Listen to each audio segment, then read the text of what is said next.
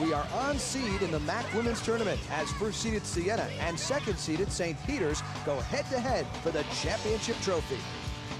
Coach Gina Castelli has her Saints sailing into the finals. Two-time Player of the Year Melanie Hawker hit for 32 points and 10 rebounds in Siena's semifinal win over Canisius.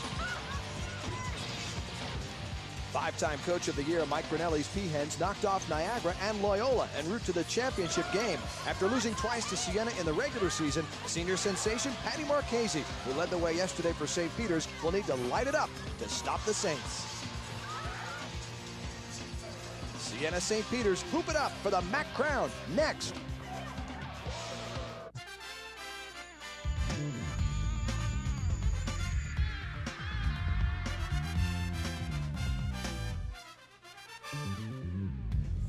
It is a beautiful night in Buffalo, and we are getting set inside the Marine Midland Arena in downtown Buffalo to decide the MAAC Women's Championship between Siena and St. Peter's. Good evening, and thanks for joining us. Howard Simon alongside Megan Pattison, and Doug Sherman will join us in just a moment. Seeds held. Let's look how the tournament has gone to this point, where Siena and St. Peter's will do battle.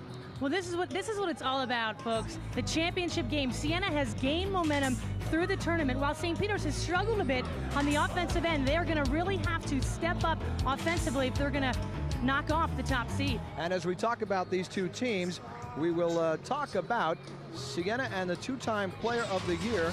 Or check that, St. Peter's and Patty Marchese. Well, Patty Marchese, so strong off the dribble. 12 points yesterday in the second half.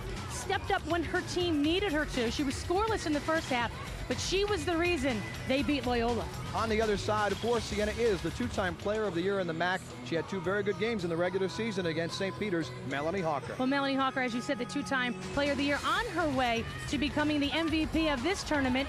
She ran the floor, did so much, got her team fired up, 32 points, 10 boards. They're going to have a hard time stopping her, and she's on fire.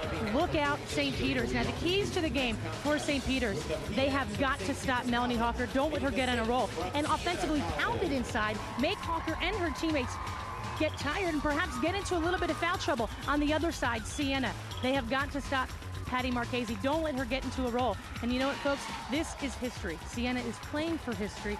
This is their first time in the championship. You only get one chance to do something for the first time. Let's check in with the third member of our broadcast team, Doug Sherman. Doug? All right, thank you, Howard. It looks like and sounds like Siena's going to have the home court advantage here for the title game. The Saints, as you know, on the men's side as well, will play for the MAAC title tomorrow. So a lot of folks here from Albany have made the trip up the thruway. So it sounds like it'll be the Saints with the home court, as they're hoping the women win for the first time a trip to the NCAA. St. Peter's has won 5 tournament titles. Siena has not won any.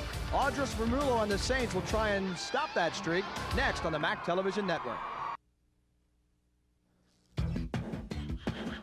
This game is brought to you in part by Marine Midland Bank for all your financial needs. The Pepsi-Cola Company. GMAC, the GM College Grad Program, and your local Pontiac dealers. Citizens Communications, the official telecommunications company of the MAAC. Bob's Stores, great buys on brands you wear.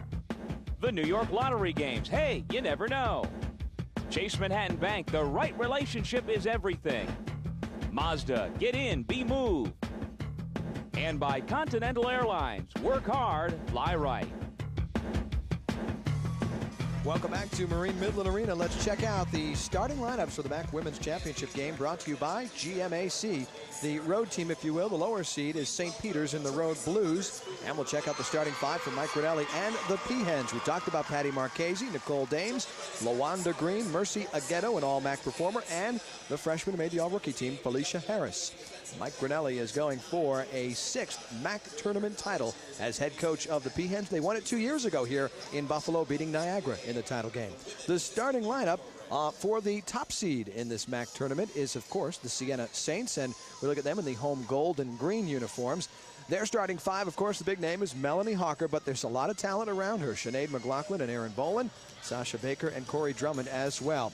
And coached by Gina Castelli, who's done a great job with Siena and has her team in the championship game for the first time and going for the biggest win in the history of the women's basketball program at Siena. Teresa Weatherspoon with the unofficial tip-off. She's in town with the MAAC Way Clinic, has done that before as well, and is a very big draw and very popular with the fans. I was going to say, where is she going with the game ball? She's going to go get a little pickup game if you want to join her. Marty Novich, Angie Sansevero, and Tom Danaher are your officials for this MAAC title matchup, and we are ready to go. Hawker will tip it left, and you'll see St. Peter's again in the road blues trimmed in white. They will move left to right. That's Nicole Dames. Well, Felicia Harris almost started going the other way. Maybe some freshman nerves. Marchese gets called for steps. You know, that's an interesting thing. Now, there are some players on the St. Peter's team who won the title here 2 years ago. They know what it's like to play in this game, like Patty Marchese. But Siena has never been in this game before, and I wonder would they be tight in the first few minutes? Well, you know, both teams have a tendency to be tight in championship games, but that's, you know, first couple minutes you get the butterflies out and then you just play. So 2 turnovers to start the game as Baker's pass for Hawker was knocked away nicely by Marchese, the senior from West Orange, New Jersey. Over to Dames, a junior from the Bronx. Dames to the basket and is stuck and gets called for traveling. So 3 possessions, 3 turnovers, and Siena will give it a shot now. The problem there with the 5'3" Dames and her not being a shooter, she got the ball down there in the lane and had no interest in shooting. As a result, was a bit hesitant and then traveled. Drummond off to Baker. Nice move by Marchese, who turned her head, and Baker makes her pay. That is a prime example of somebody being used. That was a phenomenal move by Sasha Baker. Inbounds pass, and Harris grabbed it on the sideline out of bounds. Some mistakes you could just see a split second where Patty Marchese looked left, and boom, she was gone. There are some problems here early for St. Peter's, and Patty Marchese's making a couple of mistakes, which you wouldn't expect, Howard, from a senior.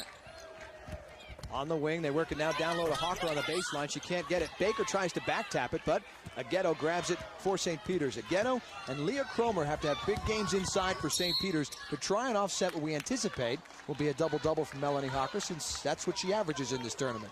And the woman there, LaWanda Green, that just got fouled, going to the foul line. They need a big game. Grinnelli and his club need this woman, number 23, LaWanda Green, to have an enormous game. Took the ball strong to the basket, drew the contact from Baker. That's exactly what she needs to do. Go strong to the basket. Transfer from Ohio State, very limited playing time, 15 games over 2 years there, but she can score. In fact, one of the top high school players in New York City, 2,400 points in her high school career at Adlai Stevenson High School down in the Bronx. And she's hot and cold. You know, she gets in streaks and then she gets into some slumps. They need her to be on a big streak tonight. Pressure works for St. Peter's. Nope, Melanie Hawker grabs it in the front court for Siena. Baker to the right side. Bolin, the top three-point shooter in the MAAC, gets one right there. That's so devastating in the open floor when someone like Bolin, a prolific three-point shooter, when she knocks down a tray from long range in a full court situation, that's deadly to the defense. 2 regular season games against Siena swept the regular season series. Bolin 7 of 11 from three-point range in those 2 wins, and neither game was really close. One was a 23-point win, the other one was 15, but it was a 29-point Siena lead in that game. At one point, Marchese in the lane hits the bucket. Nice job there by Marchese, dribbling left. Yesterday we saw her going right a lot. Nobody picks up Baker to the basket and leaves it underneath as Aghetto came over at the last moment. Well, that's just an example, Howard. If you've got to stop the ball is the only thing that can score. I mean, it's great if you have your man and your back and your defense, but you got to see the ball at all times. Well, early on, as you mentioned, Megan, from St. Peter's standpoint, it looks like mentally they're not on the court right now. We have a pushing foul off the ball against Erin Bolin of Siena. That's her first. Well, this is, look for some physical play in this game. This is for all the marbles. And I saw some pushing and shoving going on already, and it's only 2 minutes into the game. Nice loop pass into Aghetto, who loses control and is stuck on the floor and tried to call timeout, but they really held ball, and the arrow will favor Siena. A tempo is going to be so important in this game as well. Siena will want this in an up-tempo, get it into the 70s. If you've seen St. Peter's the last 2 games, you know they're going to want to keep this game in the 50s, like they did against Niagara, like they did against Loyola. Actually held Loyola to 47. Well, Coach Gina Castelli was telling me before the game, Meg, we ran it on them those first 2 games. That's why we were successful. We want to do the same exact thing here tonight. Baker stops at the foul line, needs some help, and Hawker cut in. It's not expecting the bounce pass, so turn it back over to the Peahens. Well, St. Peter's is a tremendous defensive team, and Baker got caught that time. She lost her dribble, and Marchese did a nice job just on the ball, not letting her see anything, and teammates got to realize that and come to the ball. We talk about Hawker as a 2-time player of the year, but she has talent around her. Baker made second-team All-MAC, and Aaron Bolin third-team All-MAC this season in the awards that were announced earlier this week. Off the glass, Marchese no good, but Marchese gets the rebound away from McLaughlin. A fresh 30 for St. Peter's. Nice hustle there by Marchese, not getting frustrated, staying with it. Harris sets up the screen, but Green can't hold on to the ball in the double team. She's tied up. This time the arrow will favor the Peahens. Corey Drummond is so strong just in the fundamentals. She dives on the floor. She does all the little intangibles for the Saints. Drummond, number 32 in gold, a upstate New York product, actually from the southern tier, we should say, painted post-New York, went to Corning West High School down in the southern tier. Green at the top of the key, looking inside, she'll take it herself, contact, nice block, and it's knocked out of bounds. Corey Drummond again doing all the things you just talked about, one of them stopping that drive. Exactly, she stepped in, stopped the ball, stopped off of her man, and she went straight up, and that's why they didn't call a foul. There was contact, but she went straight up. Inbounds pass, Baker and Green, it is deflected off of Green. Siena gets it back, as you see, low on to Green right there. And again, like they did, you know what, this has been the theme for St. Peter's in the tournament. They've had somewhat sluggish starts the last two games. And you know what, they lull you to sleep if you're not careful. If you get caught up in their pace, you get lulled to sleep. Baker on the drive draws the foul. I like this game plan by Siena early because Marchese cannot stay with Baker in a one-on-one situation in half-court offense. Baker is just too quick. But it's good that Marchese's forcing her to go middle because that's where you have help, but you got to have people stepping in from the weak side. Non-shooting foul off the inbounds. Baker misses the three. Weak side rebound for Melanie Hawker out to Bolin. McLaughlin resets. Baker on the wing. Again, drives. Nice move through the middle. St. Peter's wanted a traveling call. Baker follows her miss. That was a sweet move. Don't see that a lot of times in the MAAC. That was a beautiful move by Baker. McLaughlin fighting for the weak side rebound with Harris. They call a jump ball, and a little tempers flaring a little bit down there between Felicia Harris and Sinead McLaughlin. Marty Novich quickly in there to break things up. Well, again, you know, the intensity level is so high. That's what you got to do. Make Baker shoot from long range. We've seen her penetrate. Make her shoot. And then here, McLaughlin just hustling. Great hustling by both teams. Harris and but Harris got a little foot to the head there, I think. So McLaughlin. Holding foul off the inbounds. Well, I mean, yesterday was the St. Peter's mascot kicking a Loyola player, so now they... But you know what, I have to say, I did hear that he couldn't see. Yeah, and he did go to the Loyola coaching staff and the team afterwards and apologize. They said he was just jumping up and down celebrating. Yep, and he didn't see because the mascot head's too big. Right. Drummond inside, trying to spin left, off the glass, around and out. Rebound through the fingertips of Hawker, and Dames will cradle it for St. Peter's. Nicole Dames gone from a reserve in her first 2 years to a full-time starter as a junior and led the team in assists and steals this season. Gives it off to Green. Marchese, tale of two different halves in yesterday's semifinal win. Shutout in the first half, and as Megan mentioned, 12 points in the second half, keying the win over Loyola, but Peahens turn it over right there. And again, Corey Drummond coming from the weak side, helping out, stealing that pass. Inside they go to Hawker. One-on-one against Agato with the hook shot, no good. She tries to follow, and Dames gets bumped by Corey Drummond. Drummond picks up the foul right there. 15:23 to go first half. Siena and St. Peter's, 5-4 Saints. It's the MAAC Women's Title game on the MAAC Television Network. This week's Did You Know feature is brought to you by Citizens Communications, the official telecommunications company of the MAAC. Fans, did you know that Siena's Corey Drummond achieved the highest GPA of any MAAC basketball player and earned the New York Lottery Postgraduate Scholarship, 3.71, and she majors in finance. Congratulations to Corey Drummond. So far, the Saints up by 1 as we are early on in the MAAC Women's Championship game. An automatic bid for the NCAA tournament is on the line. We'll check in right now with the third member of our broadcast team, Doug Sherman. Doug.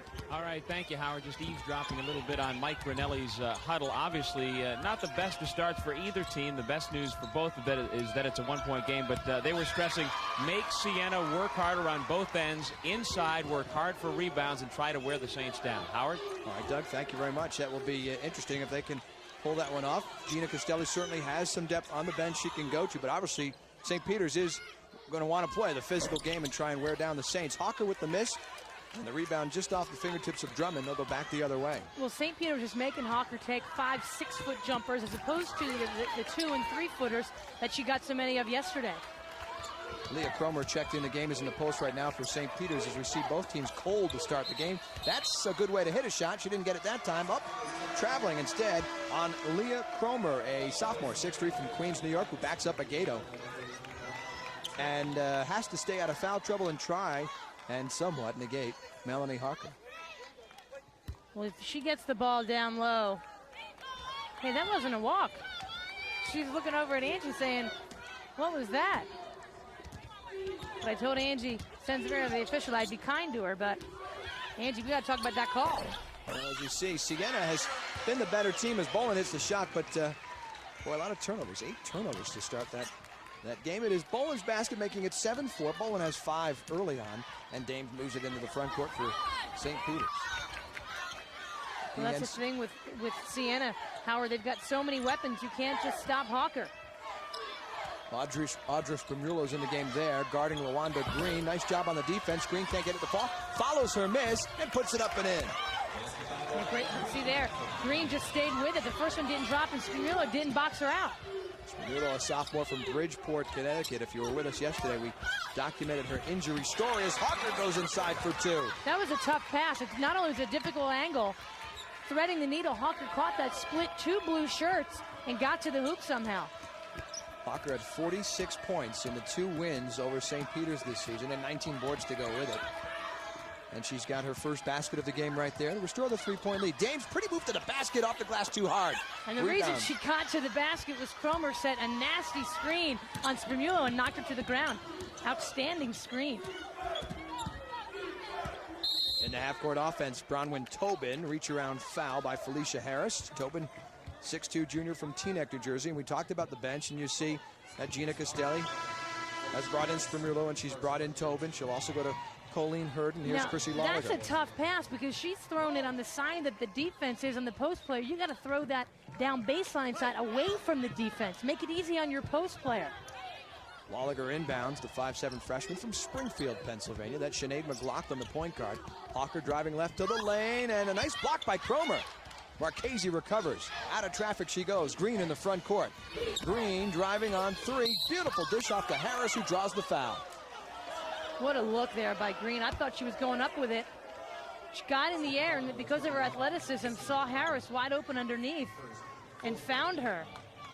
I mean, it started with the block of Hawker's shot, and Green gets out on the wing and a little stutter step. Everyone converges on her because she's such an explosive scorer. And Lolliger a little late getting back to Harris. Foul is on Lolliger, her first, team's 4th.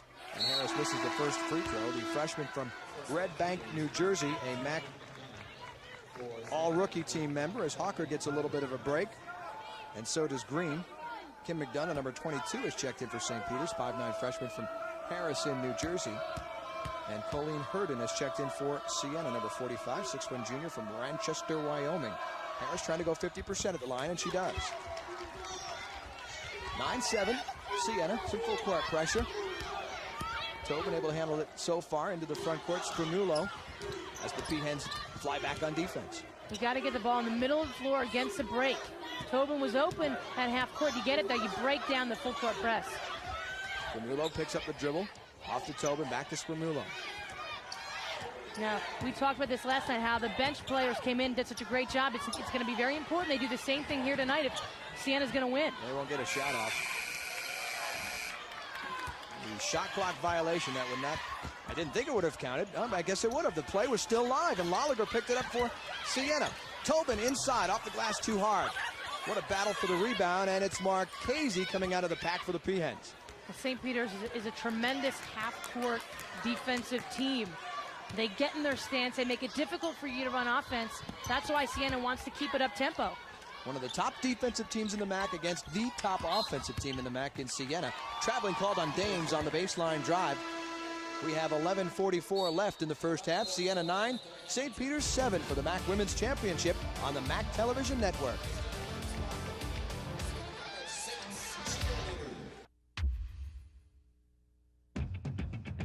You can pick up a lot.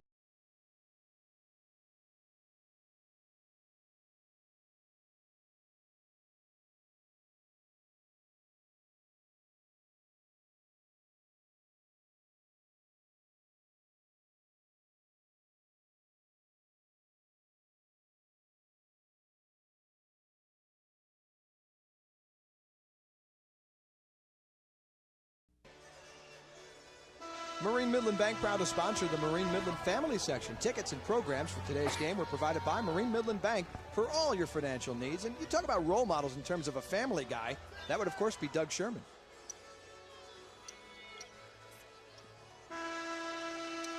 Doug will join us in just a moment. He's perched beside the St. Peter's bench as we get set for action again.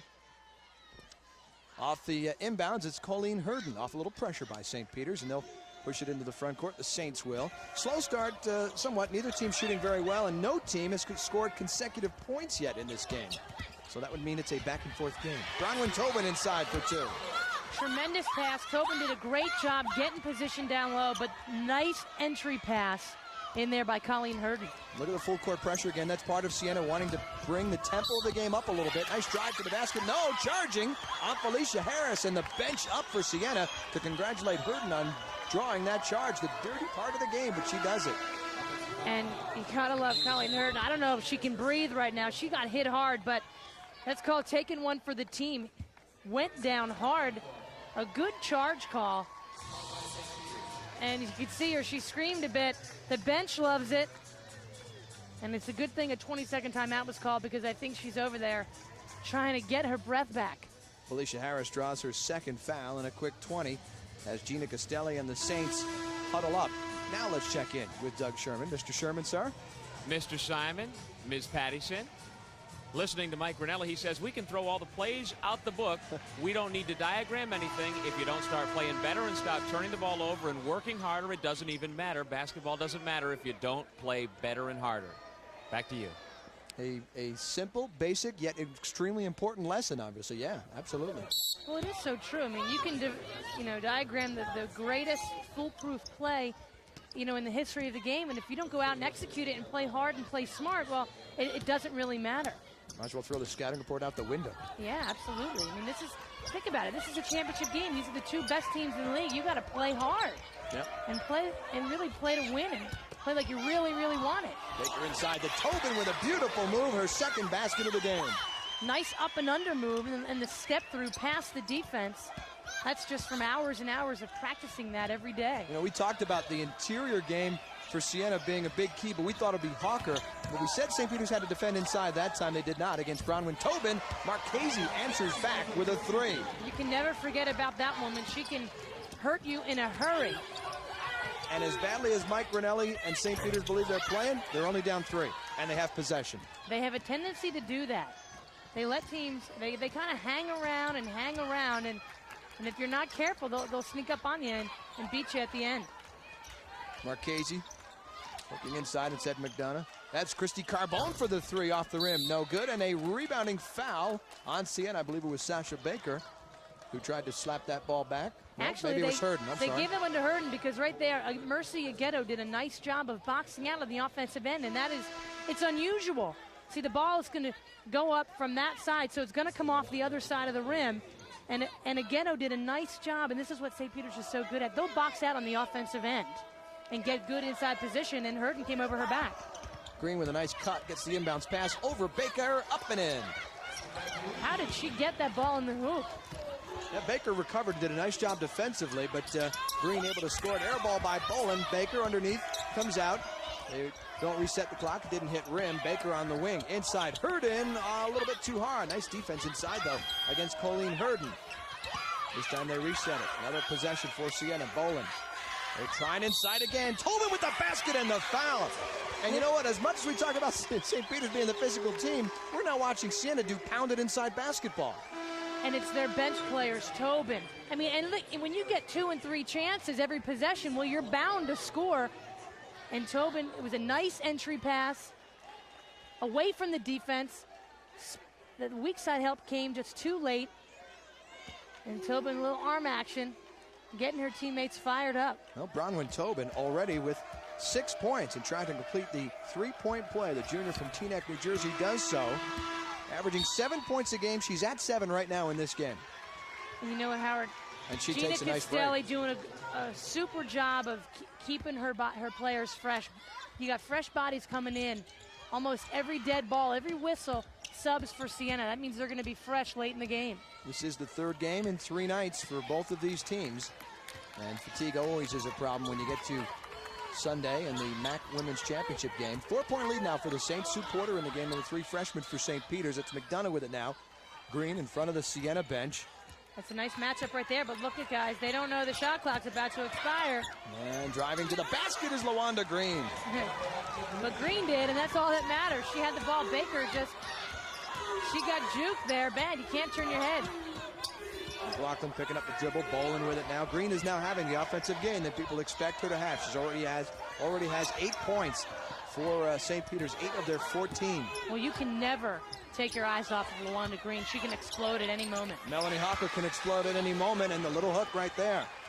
And you know, she's left-handed. I mean, how many times have you played against her? Don't let her go do that little mini jump hook to her strong hand. Long pass is stolen by Corey Drummond. Carbone not able to chase it down. Baker into the front court. Got to put some moves on. Drummond looking inside. Aguero trying to front Hawker. Hawker off the glass, no good. See, that was better that time. Aguero, as much as Hawker got the ball in good position, forced her to shoot with her right hand. Quickly back the other way. McDonough steps through and can't hit the layup.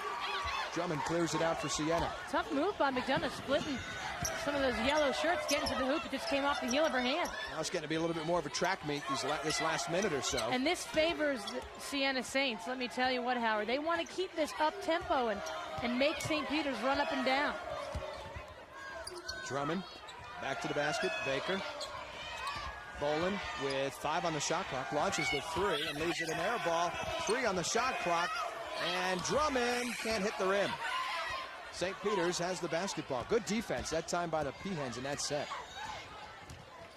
Porter into the front court. Dangerous 3-point shooter, so you got to be honest against Sue Porter. And she hit 6 of 8 against Siena in the 2 losses during the regular season. Siena doing a nice job of fronting in the low post, making it difficult for the post players for St. Peter's to become a factor. Carbone, air ball. That'll go back to Siena with 7:25 left. And Howard, the only way they become a factor is if those outside players like Carbone can hit that outside jumper. She didn't hit it there. It's Siena basketball, and we come back, and the Saints have a 4-point lead on the MAAC Television Network. We'll take a look now at a summary of this season's Chase MAAC Players of the Week. We are seeing the top 2 names on the list here tonight, Melanie Hawker of Siena and Mercy Aguero of St. Peter's. The Chase MAAC Player of the Week is brought to you by Chase Manhattan Bank. The right relationship is everything. 7:25 left, 18-14. Siena leads St. Peter's. Interestingly, St. Peter's shooting 42% from the floor, while Siena only 31, but the bottom line is Siena has gotten 26 shots. St. Peter's only 16. You've got to get a lot of looks at the basket. It's the turnovers that have hurt St. Peter's. Melanda Miklick, number 31 in the game right now for Siena, on the drive, draws the foul. Interesting, Melanda Miklick didn't get in the game yesterday at all. Yet, she's one of the first subs here early on. By the way, the MAAC would like to welcome the New York Special Olympics as their guest at today's games. Tickets to the game have been donated to the Special Olympics on behalf of Mazda. Mazda, get in, be moved. McLaughlin left open for the 3 in front of the St. Peter's bench. Can't get it, and it's Carbone grabbing the rebound among some gold jerseys. Good work in there by Carbone, getting a body on Hawker inside, keeping her off the glass. Starting backward, back in for St. Peter's, Marchese and Dames. Marchese down to Aguero, over McLaughlin, up and in. If Aguero can get the ball there consistently, she will destroy Siena down low. I mean, if she can get it in that position, good things will happen for St. Peter's. You see Aguero, first team All-MAAC this season. Led the league in rebounding and was 5th in blocks as well. Hawker stripped by Dames with a beautiful move on the double team. Dames pushes it the other way, and look who gets even. Melanie Hawker knocks it out of bounds. Great hustle by Hawker after the fine play by Nicole Dames. Well, it was a good, absolutely good job by Hawker to not give up on the play, but I love Dames helping out down low, ripping the ball away. And then look at Hawker. You know, sometimes you turn the ball over, tendency to hang your head, and maybe you don't hustle back in the play. Feel sorry for yourself, right, instead of doing that, she came back and made the play, and especially from behind, didn't get a foul by hitting the hand or anything. Marchese off the inbounds, leaves it right of the rim, and that's Miklick out of the pack with the basketball. Siobhan Henley, number 30 in the game for St. Peter's as well. Miklick hands off to Hawker. Melanie Hawker is a senior. Everyone but Gina Castelli in the MAAC probably happy about that fact, as the ball will stay with Siena.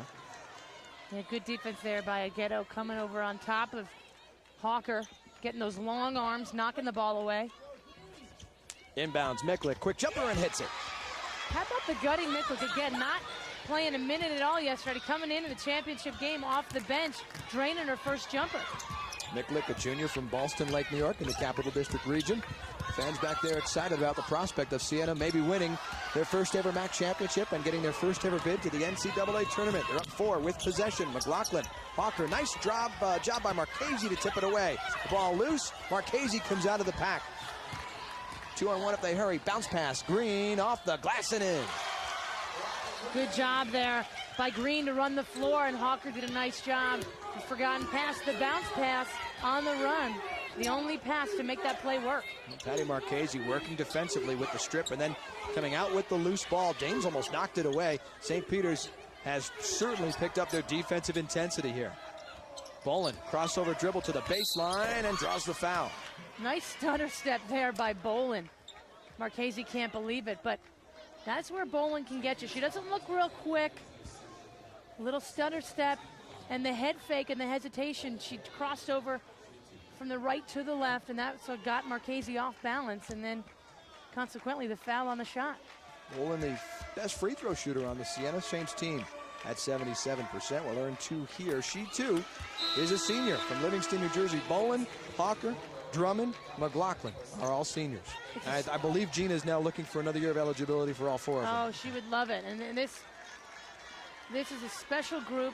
There's Shanae McLaughlin going to the bench. Gina Castelli has just talked about what a tremendous group this is. They're great kids. They have a lot of fun, and I'm staying at the same hotel with them, and we're on the same floor, and I just see them bopping around, and just a lot of fun to be around. They really enjoy playing and playing together, and it really shows on the floor. It's funny. Gina said last night, you know, with all the talk about, well, we always made it to the semifinal, we never made it to the final, she said she was glad that it was this team that made it to the final because this is a special team and they deserve to be here. Yeah, they can handle the pressure. You know, they were happy yesterday to get that win, but they weren't overjoyed. They're on a mission. They know they still have some more business to accomplish. Chrissy Lolliger got that foul, the 6th for Siena. St. Peter's is already over the limit with 17 fouls. And it's tough to see from that angle, but that's not a smart foul. You don't want to foul 45 feet from the basket. Well, it's a tight game, just 4-point lead. Now it's 2 with Leah Cromer inside. I hope I saw that correctly, but I think, did Marchese throw that bounce pass it through someone's legs? That's the way they work at it in practice. Little globetrotter action here. Tobin into Hawker, and Henley reaches in for the double team and draws the foul. Now, we talked about the 2 games that were won by Siena in the regular season. One, as we check out again, they had worked a moment ago with Dames. This time Henley gets the foul. One, there was an early 22-4 run for Siena in the game, and it was over at that point. The other game was close like this for most of the first half. Then a 10-0 run in the final minutes of the half opened it up for Siena, and they were never caught in the second half. Right now, St. Peter's, again, is hanging around in this game. It's only a 2-point Saints lead after that miss. Well, what Mike Rinelli was saying to me before the game, he said, you know, Meg, we have tendencies to go through stretches without scoring a point. And if we do that against Siena and they get going, we're dead. But the key is for St. Peter's, normally, they can sustain those stretches because they play such strong defense that can carry them through a drought. Yeah, and that's what people say. You hear the cliche, defense wins championships, and it sure does. McDonough from the corner, can't get the 3. The bodies are crashing for the boards, and it's Nicole Dames out with St. Peter's, and they'll get another 30. And the funny thing is, along with the defense, you got to rebound the basketball. You do those 2 things, you're going to be okay. But that's what you can't do. You can't throw the ball away. I mean, there Cromer worked so hard to get inside position, had her defender pinned. That's a tough angle. If you can't throw it in, you have a bad angle, you got to take a dribble towards the baseline and bounce that in. And she's got a tremendous wingspan, too. She got a great reach for that basketball, but still not able to get it just off the fingertips. And she's a big body. You got to use her down low. McLaughlin, top of the key. Bolin on the right side. Hawker sets a nice screen. Bolin still with the basketball. Launches a 3, and it's all net. You can hear the swish from here. You can't ever forget about that woman, Bolin, man. She will kill you from outside. Just give her a little bit of daylight. She'll take that 3, and more often than not, she'll hit it. Her second 3 of the game. She's got 10. 26-20 Siena. 3:30 and counting left in this first half. Bounce pass inside for Cromer, who has to track it down. Nice cross-court pass, actually deflected out of bounds by Sasha Baker. We have a timeout on the floor with 3:24 left in the first half. Siena leads St. Peter's 26-20. It's the MAAC Women's Championship on the MAAC Television Network. I know most of you just graduated high school last year, or maybe you've been working for a while, seen some things, done some things, but nothing has prepared you for what's going to happen now. We're going to set goals for each of you, way up here, here, way up here, and then we're going to help you exceed them, believe it. And when finished, you're going to have not just a degree, you'll be a different person, a better person. Welcome to Iona. Aspire, achieve. Iona. Call Iona College at 1-800-231-IONA. Let's take a look at a summary of this season's Chase MAAC Rookie of the Week winners. Aunt Felicia Harris of St. Peter's won it a couple of times. She made the MAAC All-Rookie team, averaging 8 points and 6 rebounds this season. Shawnette Gerenzon, who we saw from Canisius last night, was the MAAC Rookie of the Year. Canisius eliminated by Siena in the semifinal. And interestingly, we have Siena St. Peter's for the women's title, and tomorrow night it'll be Siena St. Peter's for the men's championship. That has never happened in the history of the MAAC tournament. The same schools playing for the men's and women's titles. LaWanda Green launches a three. It is off the rim, no good. Dames trying to chase down the rebound in the corner, and she's got it. Boy, Nicole Dames has done all the little things in this half. Well, she is like lightning out there on the floor. Dames has it again. Trying to drive, and may have caught Henley by surprise a little bit with that pass. Green through the double team, loses it. Dames picks it up, and they can't convert that shot. It looks like Sinead McLaughlin took an elbow in the mouth for Siena. They will call it St. Peter's basketball. No reset on the shot clock as we look at Sinead McLaughlin. Yeah, that was a good call. While McLaughlin got hit, Dames had that shot blocked. That was hit, and Angie Tensavero came from the other side, the official, and said, no, that was tipped. It'll stay here. 8 on the shot clock. Aghetto up and under off the glass and in. Aghetto, I'm telling you, if you get the ball to her down low on a consistent basis where she can do something with it, she can do some damage. Boland for 3 from the wing. That's her third of the game. She's got 13 points. You have to make the other team's role players step up. You can't let the best players beat you. And right now, Boland is largely responsible for the lead that Siena's got. Largest lead of the game at 7. Dames to Henley. Nice move inside the lane, and she gets it to fall. It's a strong move by Henley. And then Dames picks up the foul on the inbounds pass. We should tell you that as we look at Gina Castelli, both these teams trying to win the automatic bid to the NCAA tournament. And we talked about Sinead McLaughlin a moment ago. They see she took a little elbow in the face from Mercy Aghetto. The loser of this game will still hope that they can make it into postseason play. As we see the move by Henley, there's something called the WNIT. Now, it's not affiliated with the NIT, the men's NIT as we know it, but it's a 16-team tournament. The team not winning tonight could have a chance to make it into that tournament. You look at Siena's record now, 22-7, and St. Peter's 24-5. As Mike Grinelli looks on, they both have good RPIs. Siena's 68, St. Peter's 71. So hopefully for the team that doesn't win tonight, they'll still have some more postseason basketball. Right, and the good thing, the conference itself has an RPI of 18, which is pretty good. 1 out of 2 there for Siena. 30-24 at the Saints. Of course, no one's thinking WNIT. They're obviously focused on the NCAA tournament. Porter open for 3, launches it off the back of the rim, no good. Hawker grabs the rebound and clears it out. Hawker had solid position inside, good body on Aghetto. Inside quickly to Tobin, who has been a big factor in the first half. Bronwyn Tobin now with 9 points.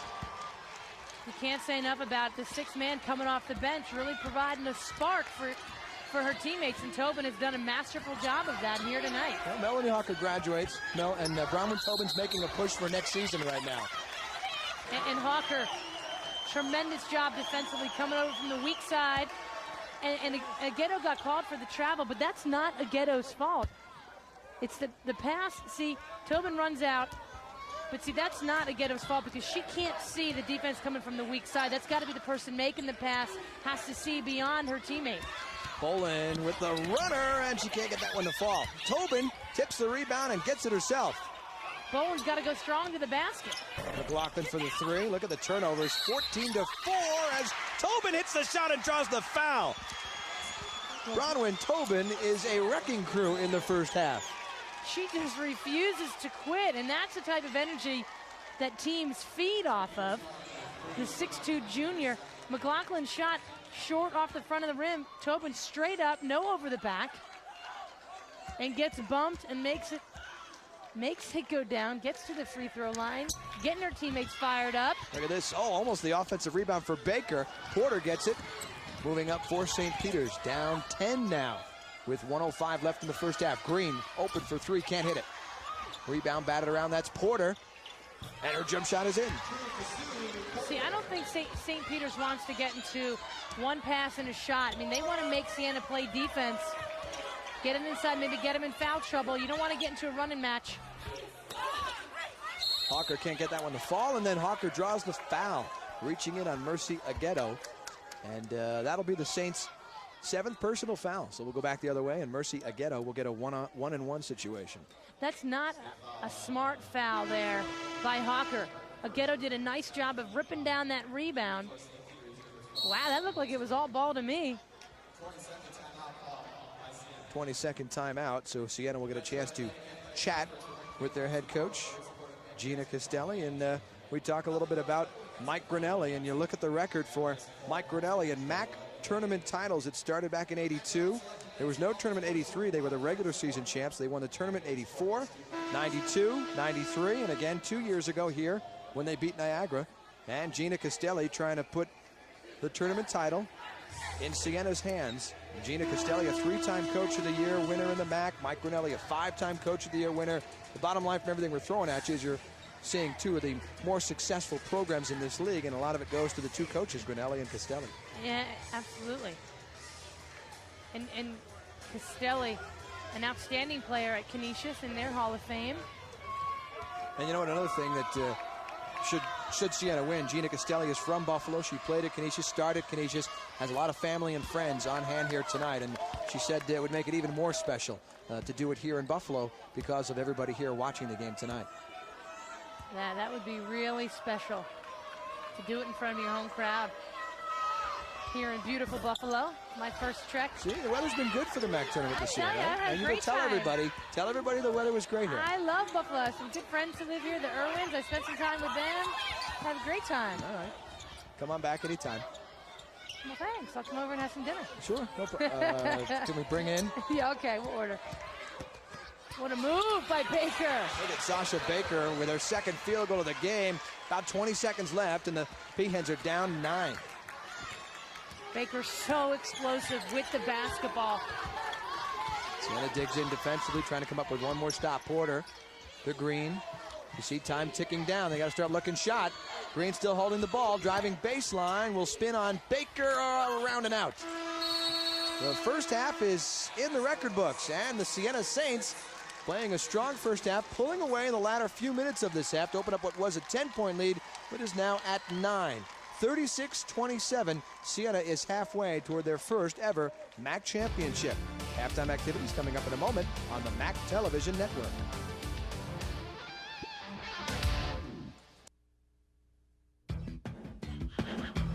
This game is brought to you in part by Citizens Communications, the official telecommunications company of the MAAC. Mazda, get in, be moved. By the Pepsi-Cola Company. Bob Stores, great buys on brands you wear. Budget Car and Truck Rentals, get out of the ordinary with Budget. And by the New York Lottery Games. Hey, you never know.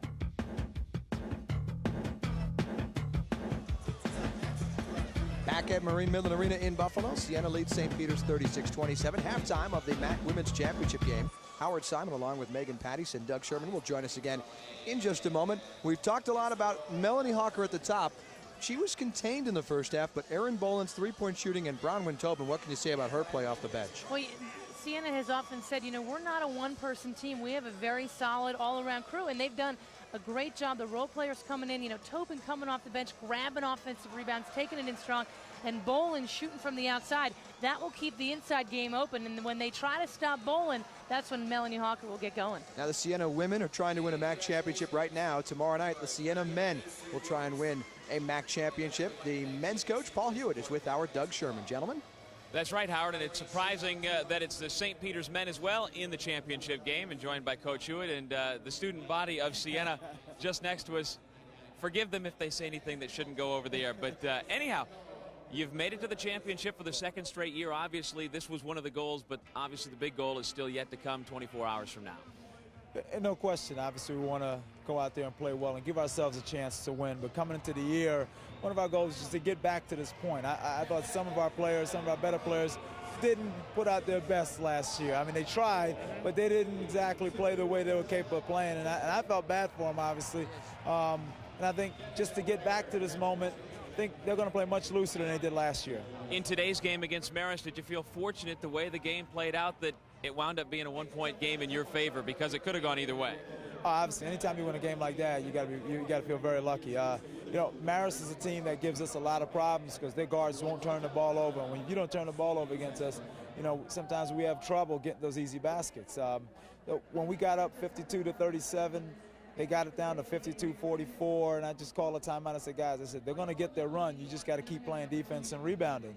And that's what we did at the end. We made a couple of foul shots. Marcus came up big, made that big foul line jumper, and that, you know, was enough to get us through. Okay, good luck tomorrow, and thanks for stopping by, Paul. All right, Doug, thank you. Okay, that's head coach Paul Hewitt of the Siena Saints. The crowd chanting, "Stay, hey, coach, stay." Back to you, Howard. All right, Doug, thank you very much. We'll take a break, and we'll be back with more in a moment on the MAAC Television Network. St. Peter's College, the Jesuit College of New Jersey. For more than 125 years, St. Peter's College has offered students from all economic, cultural, and social backgrounds an unsurpassed education in liberal arts, business, education, the sciences, and more, including championship athletic programs that stress academic excellence. St. Peter's College, diverse, international, Catholic, Jesuit, with campuses in Jersey City and Englewood Cliffs. St. Peter's College, the Jesuit College of New Jersey. Siena up 9 over St. Peter's, halftime of the MAAC Women's Championship game. Yet another member of our broadcast crew joins us, Sandy Diamond, who has a special guest. Thanks, guys. I'm here with Jim Reardon, who's the director of the Graduate Sports Administration program at Canisius College. And Jim, talk a little bit about your program. What is sports management, and how has the business of sports changed? Sandy, we're a 42-credit program, as you said, in the graduate level. We offer 18 credits of MBA work and 18 credits of sport and a 6-credit internship. The field of sport administration and academics came on the scene back in the 70s at Ohio University and St. John's and places like that. Back then it was really in the phys ed area. Students who were athletes who want to major in phys ed, maybe didn't want to teach, got a degree in sport administration. As the business of sport has evolved, as you know, and throughout the years in college and in professional and amateur athletics with the Olympics, the industry felt that they needed trained individuals in the business acumen in terms of accounting, finance, economics, organizational behavior. So we give them a business training at Canisius. We also give them some sport background in sport law, sport marketing, stadium and arena management, compliance. A lot of students want to get into collegiate athletics. So we give them a business background and also a sport background. And they're prepared to really not only work in the sport industry, but any service type industry, be it healthcare, hospital, but most of our students stay in the sport industry. Well, you mentioned internships. Where do some of your students get placed, and what about jobs? What professionally, where have some of your students ended up? Well, one of the big things about our program is that we have a world-renowned internship program. In fact, we have students from Brazil and Israel and obviously Canada being so close to the border. But we've placed students with IMG, the world's largest sport marketing firm. We've actually had 3 students do internships there, 2 get hired out of it, right out of their internships. Disney World of Sports in Orlando, Florida, Lake Buena Vista. We have a student who did an internship at St. John's and now works for Host Communications, Streetball Partners, one of their subsidiaries. Again, we said the Atlanta Braves. We have people with the New York Jets. We have people in the local area, the Buffalo Sabres, the Buffalo Bills. We have students at Northern Arizona, University of Northern Arizona, Cal State Northridge. We really run the gamut all over the country. And the thing is, we recruit nationally. The students come to Buffalo, take their classwork, and then they can go back to the hometowns and get an internship. We're starting a big program in Myrtle Beach, South Carolina this year, where we have an internship agreement with the new baseball team down there. Your program's 5 years in, Jim. What's the ultimate goal for you and the program? We want to create a niche where we can provide students with a sound business education and sport education and get them into the field. There are still schools out there that feel that you need to be an expert in kinesiology and know how many bones there are in the human foot to become marketing director of the Yankees. I don't feel that's necessary. So we want to be one of the finer sport business programs in the country. We're not going to go after UMass. They're the best program in the world. We want to establish ourselves as a good business program where we can provide students with jobs. We're not looking for Phi Beta Kappas, 4 O's. We're very, very heavy into practitioner work, and students who come here will have to get involved while they're here in many internships in addition to their major internship at the end. Jim Reardon from Canisius College, thanks for your time and continued success with your program. Thanks a lot, Sandy. Guys, back to you. Sandy and Jim, thank you very much. When we come back, we'll have first half highlights and first half stats. The MAAC Women's Championship continues on the MAAC Television Network. What are those stories? That about people. Let's try an interval of about 15 milliseconds, because that's half of what the PISO is.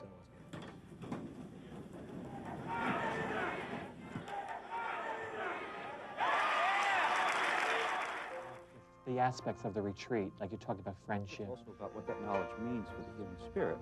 I know that students are concerned about it.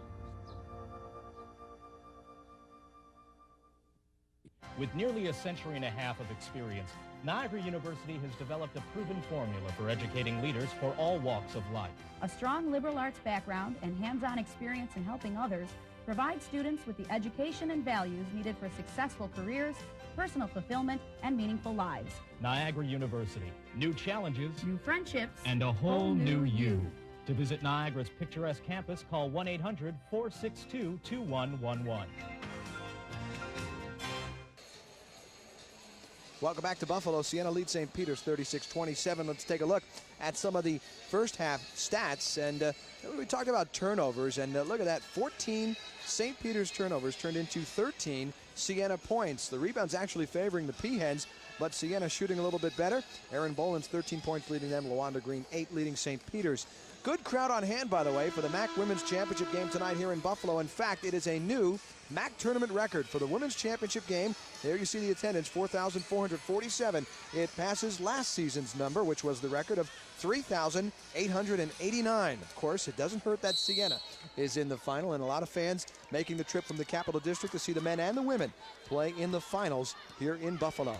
We are underway with second half action. It is St. Peter's in the blues, moving right to left. Quickly into Mercy Aghetto, and she can't get it to dance in. Offensive rebound and basket by Felicia Harris, who didn't take a single shot in the first half and has to get going in the second half. And that's how you do it, with second chance opportunities, getting on the offensive boards. Siena in the home gold, trimmed in green, moving left to right. That's Sasha Baker. Off to Melanie Hawker. This is Erin Boland. We talked about her 13 points and 3 threes. Corey Drummond and Sinead McLaughlin, the other starting 5. Drummond has it now as almost everyone touches the ball on this possession. Drummond with the drive and the foul. That was a great decision by Drummond, because she saw Hawker wasn't open inside. Not much to do, and when the shot clock is winding down, the only thing you can do, especially when the bottom lane clears out, drive to the basket. See, Hawker got out of the way. She wasn't open. And Drummond recognized that, made the smart decision to drive strong to the hoop. Drummond's first 2 points of the game. She can't hit the free throw, and it goes out of bounds. We'll say Siena ball. You look at Corey Drummond's stats, they don't just leap off the page at you. 7 points and 4 rebounds a game. But when she was moved into the starting lineup, Siena was, I believe, 2 and 5. And since she moved into the starting lineup, they've lost just 2 games in that time. So she's had a big impact, and she has helped chemistry since going into the starting lineup. Yeah, she's what you call a role player. She does a lot of the little things. Baker can't hit the 3. Aghetto has it for the Peahens. Not a real smart shot there by Sasha Baker. She was limited to 4 points in the first half, 2 of 6 shooting. Melanie Hawker really limited as well, just 2 of 8 shooting in the first half and 5 points, but it was Bronwyn Tobin and Erin Boland that keyed Siena. Marchese with a baseline drive, can't get it to fall. Hawker grabs the ball away as she and Aghetto were fighting for it. That was just pure strength there by Hawker to rip that away from Aghetto. Sinead McLaughlin, steady half as a point guard, 4 assists, just 1 turnover in 19 minutes in the first half. Well, amazingly, Siena only had 4 turnovers the first 20 minutes. Yeah, and I bet 2 of them were in the first minute or 2 of the game when they were trading turnovers. Hawker and Marchese bump. It goes out of bounds. They'll say off of Marchese. The Siena fans in the crowd looking for a reach-in foul on Patty Marchese. But you know what? That's a good no call by Angie Sensavero. You know what? They're both going for the ball. She was off balance. That's a good play. Just let it go out of bounds and give it to Siena. Inbounds pass to Bolin. The senior flips it inside, and it's knocked away by Marchese. And St. Peter's creates a turnover there, and they'll come back the other way. Little lack of communication. Hawker started to curl, then she stopped, and that's where the ball was going, trying to lead her to the hoop.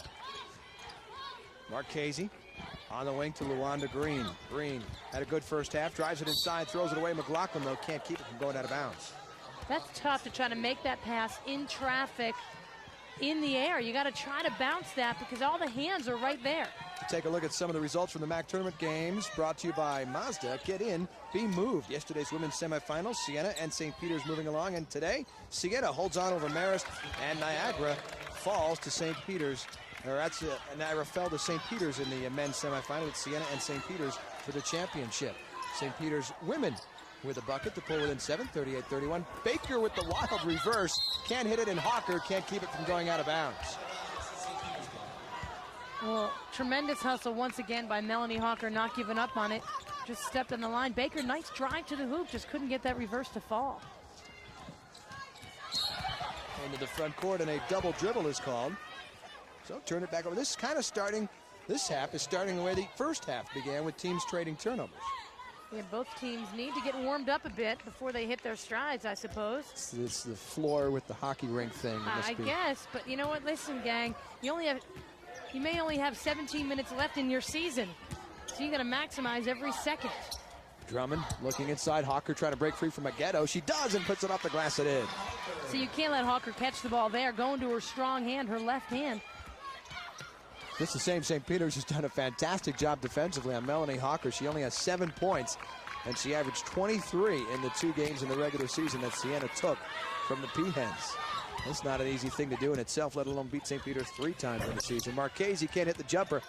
Baker walking the tightrope. The ball stolen by Nicole Dames and the Peahens, who draw the foul. Pretty smart foul there by Corey Drummond. So you got to be careful if you try to save the ball underneath your own hoop, because if you turn it over like you did there, well, you're giving the opposition a wide open shot. Baker walking that tightrope, as you said, and while she tried to get that to McLaughlin, too many blue shirts. Good job by Dames to get hit and get to the line. Second foul on Drummond. Nicole Dames, 2 points, 5 rebounds, 3 assists in the first half. Leah Cromer checks in for Mercy Aguedo. As Sasha Baker gets a break, Audra Spermulo checks in for Siena. Fans chanting, "Let's go Saints," trying to fire up the Siena ladies, who have a 8-point lead. Well, They get 7. We talk about the first 5 minutes of the second half being so crucial, and St. Peter's doing a nice job of inching back into this game like they have a tendency to do, to hang around and give themselves a shot at the end. Siena's got to create that up-tempo style like they did the previous 2 meetings this season. Drummond, pretty move inside, draws the foul on Felicia Harris. Spermulo, nice job setting it up, moving from left to right onto the near wing and giving Drummond a good bounce pass and allowing her to spin and draw the contact. Well, the reason why Hawker can be the player of the year is because of teammates like this, making strong moves. That will keep defenses honest. You see, look at the help coming down from Cromer. She's the one who committed the foul. She was guarding Hawker. That makes it really hard to double team any of the post players, let alone Hawker. Christy Carbone checks back in for St. Peter's to give Felicia Harris a break. Corey Drummond, 72% free throw shooter, will get another one. That one is short. Green comes out with St. Peter's rebound. 3-on-1 if they hurry here. Dames back to Green. The trailer lays it up and in. Luanda Green has 12, the transfer from Ohio State, leading the St. Peter's Peahens in scoring. And great hustle by Green to get back her. Siena might have had a wide open layup. Bolin was cherry picking a bit. Pulled it within 6. Spermulo down the lane, off the rim, and no good. She goes down after getting rid of that basketball. McLaughlin comes out of the pack with the rebound. Siena gets another set. Bolin, we're going to be honest with her. She burned St. Peter's for 3 threes in the first half. Give her a little daylight, and she can bury it. Well, make them do something different. Make them do things they don't like to do. And that's not something you want to do. Corey Drummond reach in, picks up her 3rd personal foul, and she will take a break. Bronwyn Tobin will come in, but first we have a timeout on the floor with 15:41 left second half. Saints up 6 on the MAAC Television Network.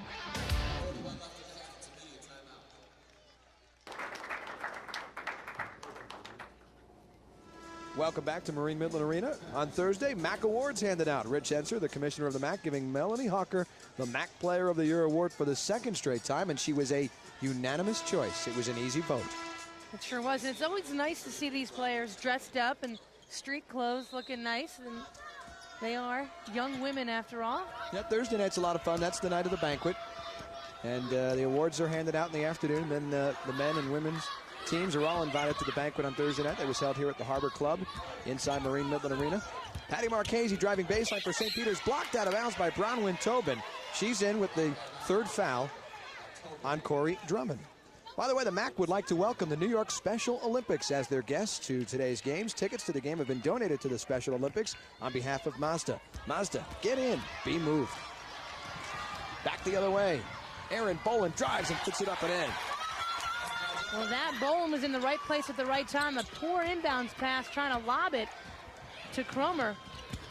Carbone trying to answer. Nice bounce pass to Cromer, who draws the foul.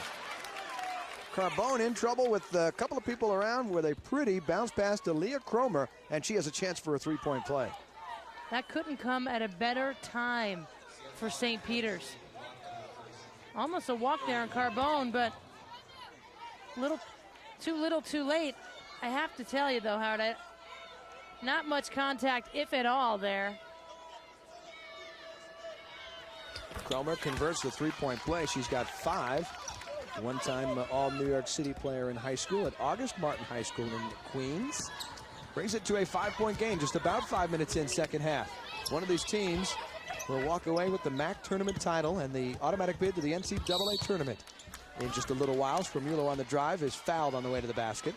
Spermulo so quick with the basketball. You saw there with the full court pressure. She did that reverse spin and just brought it up the floor.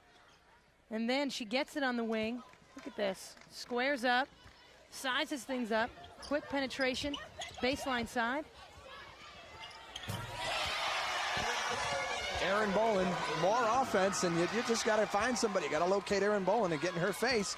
She extends the lead to St. Peter's with another 3-point field goal. Well, once again, the timing of that shot, tremendous. Whistle in the front court and the foul on Siena. Melanie Hawker picks up her 2nd foul. Yeah, there was a screen on the basketball here. Dame so quick. McLaughlin got caught. Hawker picking it up, and that's what you want with the screen on the ball. That's why you screen a big guy on your point guard, because if they do switch, there's no way Hawker can stay with Dame. So her only choice is to either let her go or foul her. Hawker goes out with their 2nd personal foul, and Colleen Herden checks in. Nicole Dames inbounds to Marchese. Nice cut to the basket for the easy lane. Tremendous play. Marchese just bolted to that opposite box for the quick inbounds pass. It's a 6-point game. Siena fans sensing that St. Peter's is making a little run, trying to get their Saints to open up this one a little bit. Spermulo with a pretty drive on the basket. You know, just when you think this kid is down and out, hurt her knee again a little bit yesterday when she took a charge, she told me. But she comes in and provides such a tremendous spark off the bench. Cromer inside for 2. Maybe if she heats up in this second half for St. Peter's, this could get very interesting down towards the end. Cromer had a very good game in the quarters against Niagara, not as effective against Loyola, and has 5 points here in the second half. Foul on the offense for Siena, and St. Peter's will get the ball back. Fans, the inaugural MAAC Hockey League Championship hits the ice March 19th and 20th at Holy Cross's Heart Center in Worcester, Massachusetts. All session passes are affordably priced at $10. For more information, call 508-793-2573. Siena calls a 20-second timeout to talk things over as St. Peter's tries to crawl back in this game. Well, I know Gina Castelli not liking what she's seeing, and you got to give a lot of credit to the Peahens. They came out of the break.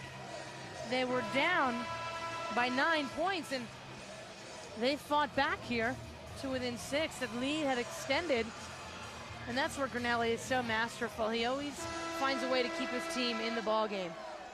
During halftime, GMAC, the GM College grad program, and your local Pontiac dealers are proud to sponsor the GMAC Shootout.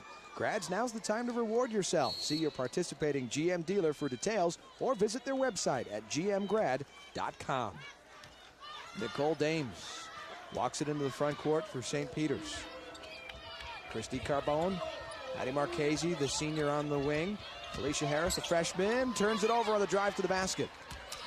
The important thing is that Siena, with this lead, they've got to continue to attack. Oftentimes, especially teams who haven't been in these championship situations, they play not to lose. You got to always stay on the attack, be aggressive, and do what you do best. We have a foul off the ball, and again, it is on Siena, so consecutive possessions. They take fouls and turn it over. Audra Spremula is called for the foul. She's in disbelief, but she'll get called for it just the same. And Siena now has 6 team fouls. The next one, they're over the limit. St. Peter's has 3. Mercy Agueto is back in for the Peahens. Now we have Agueto and Cromer in the game at the same time. Big challenge here for Herden and Tobin down low for Siena defensively. Yeah, this could be a tremendous sub here for St. Peter's if they can get the ball down low to the Twin Towers. Siena doing a nice job of trying to front down there. Yeah, Herden pushing Cromer away from the basket. Marchese's drive is no good. The rebound batted around, loose underneath. And who's got it? It's Cromer off the glass, no good. Another rebound attempt by Harris, no good. Cromer again draws the foul. What a battle underneath for Siena and St. Peter's. Bodies all over the place, and the Peahens are going to the foul line.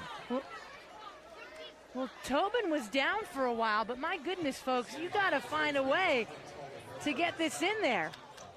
I mean, 1 miss, 2 miss.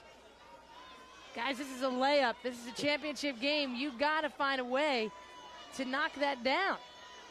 No, they don't get it. Mike Grinelli can't be happy about that, but at least they're at the foul line where Leah Cromer hits the first one. But fortunately for St. Peter's, you know, they stayed with it. They didn't give up. They stayed with it. And the best case scenario, a Siena player gets a foul called, and Cromer gets to the line and hits 1 of 2. Yeah, they're creeping right back into this one. They were down by as many as 10 late first half, 9 at halftime. Now it's a 4-point game. See, the problem is you got to get the ball to the middle of the floor. You got to get a big guy in the middle. Sasha Baker sprints it up into the front court. Now they can set up their half-court offense. Sinead McLaughlin, their starting point guard, a senior. Off to Audra Spremula, the sophomore. Bronwyn Tobin, great first half with 11 points off the bench. Baker with 5 on the shot clock. Nice drive to the basket, up and in. That's what that young lady does best. Drive strong to the basket. The shot clock was winding down. It looked a little bit like Siena is on their heels, and St. Peter's is the one who's taking the aggressive approach and getting the reins on this game. Marchese past 3 defenders, can't hit the layup. They draw the foul on the offensive rebound. This is what St. Peter's does, and they do so well. They stay in the game, they hang around, and then with 12 minutes to go now, they're crashing the offensive boards. Their defensive intensity has stepped up. Marchese makes a nice little stutter step past Tobin. The shot doesn't drop, but look who's there. Mercy Agueto on the opposite side, grabbing the board and getting herself to the line. Foul on Baker, her second. Agueto misses the first free throw. We talked about this being a key moment down low as far as interior defense. Not necessarily from shots, but certainly from rebounding. St. Peter's is getting the edge. They're getting second and third chances these last 2 possessions by hitting the boards. Agueto makes 1 of 2. She's got 6. Again, pressure. Sasha Baker, very good at beating the pressure with her speed. Moves it into the front court, and now they get it into the hands of the point guard. McLaughlin barks out a call. A little over 8 minutes in, second half. 5-point game. Siena up over St. Peter's in a battle for the title. Baker with a foul off the ball. Cromer and McLaughlin fighting for position. This time this will go against St. Peter's, and Cromer picks up her second foul. We're seeing lots of fouls off the ball, Howard. Just not smart here in the championship game in crunch time. 11:43 left, second half. Siena is up 5. The MAAC Women's Championship continues on the MAAC Television Network. GMAC salutes Rolla Parker as the GMAC Pontiac Dealer of the Game. Parker Chevrolet Oldsmobile Pontiac is the place to find great deals on a variety of Pontiac vehicles that qualified customers can finance or smart lease with GMAC. Parker is located at Route 11, exit 42 North in Champlain, New York. If you can't stop by, give them a call, 518-298-8272. Or for more information on other great GM offers, call GMAC at 1-800-32-SMART. The Siena fans on hand, and a great show by the Siena fans to make the about 4.5-hour trip, depending on your speed limit, from Albany to Buffalo. 4:15.4 if you're pushing it a little bit. Are you indicating that you No, do exceed the speed limit? absolutely not. I would hope 65 all the way. Sometimes 60 just to be cautious. Colleen Hurden off the inbounds. Baker, McLaughlin. Right side Spermulo.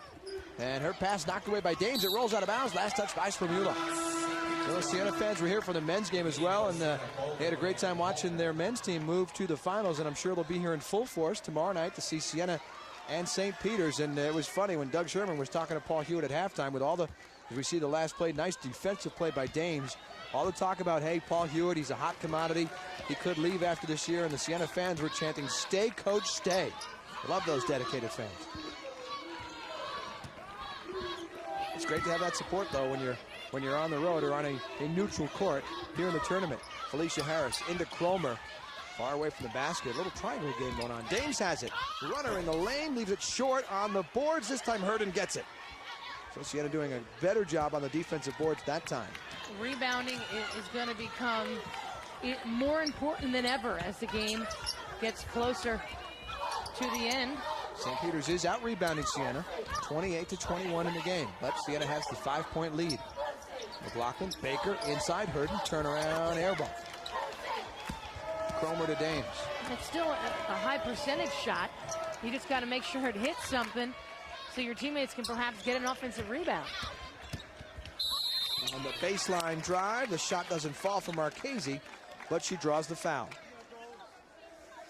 Real good drive there by Marchese. And Siena breaking down a little bit defensively, but Marchese so quick with the basketball in that step, and great body control, extends up. We talked about the awards on Thursday. Patty Marchese was honored as a member of the second-team All-MAAC this season. Second-team All-MAAC as a junior, first-team All-MAAC as a sophomore. And she hits the first one. But and again, on both angles of that replay, I really didn't see any contact.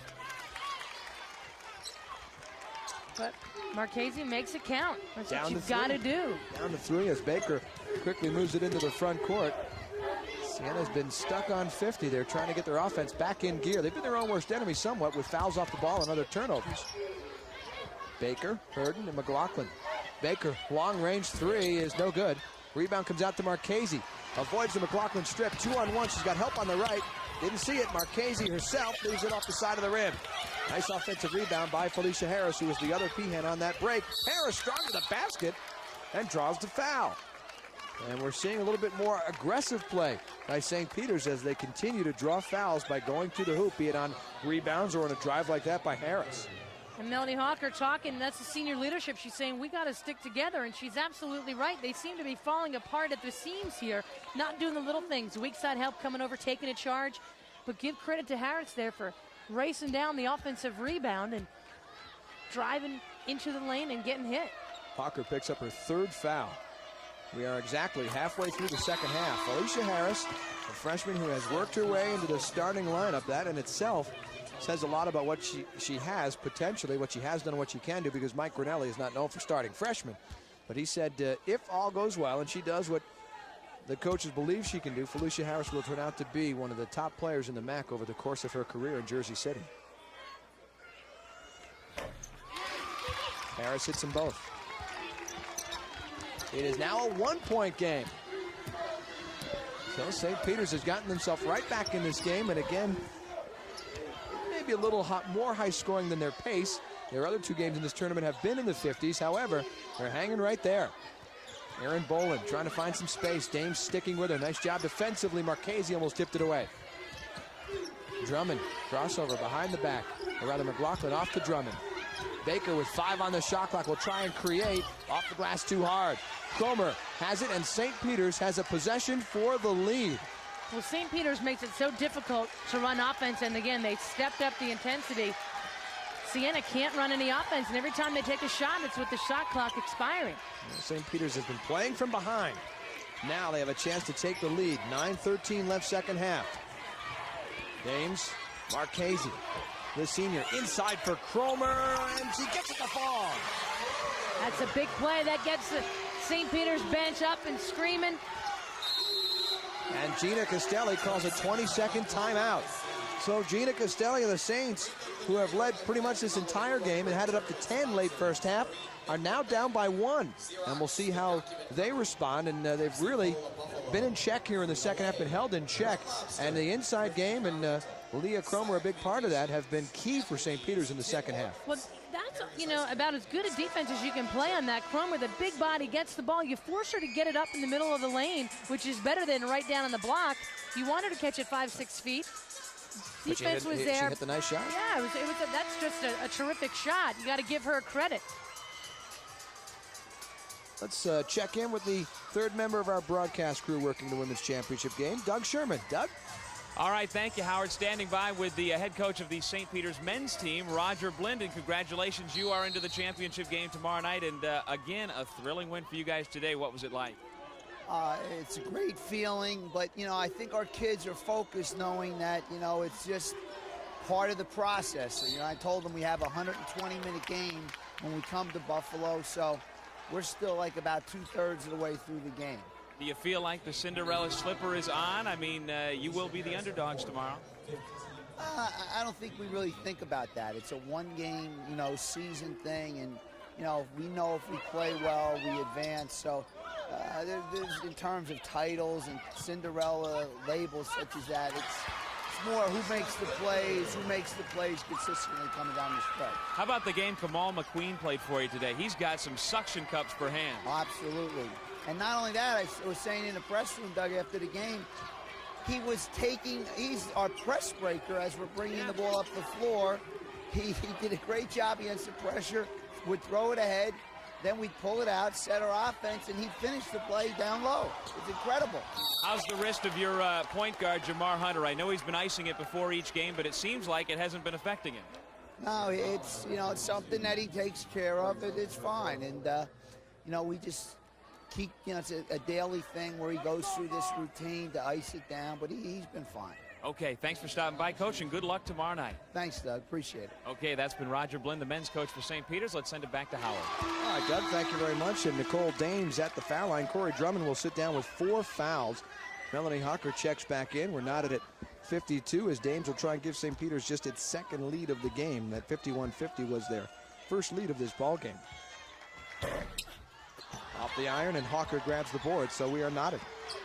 Look at Dames, full court defense. She's really done a tremendous job all afternoon on both ends of the floor, making it tough for Sinead McLaughlin to concentrate on running offense. She's just hoping it doesn't get taken away. And she's the key. Dames sets the tone defensively for St. Peter's.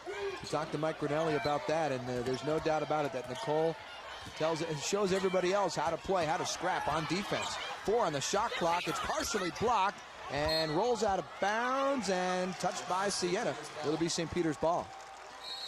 7:50 left in the second half. Siena and St. Peter's tied at 52 in the championship game on the MAAC Television Network.